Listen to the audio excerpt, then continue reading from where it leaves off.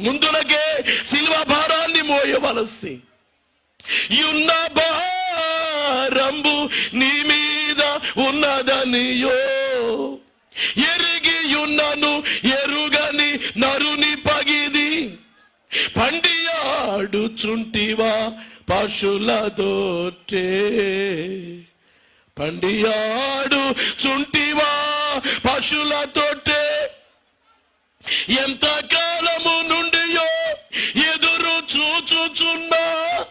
భక్తుల బృందంబు ఉద్ధరింప భూని మరియమ్మ